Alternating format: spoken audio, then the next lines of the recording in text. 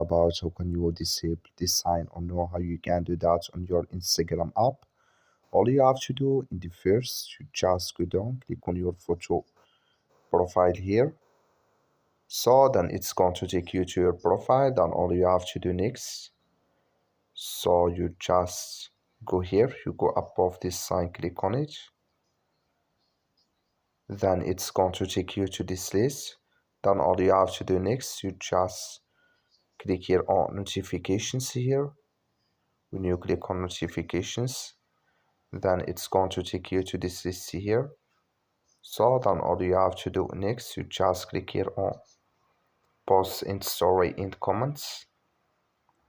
You go down here until you will find here comment, likes and pins.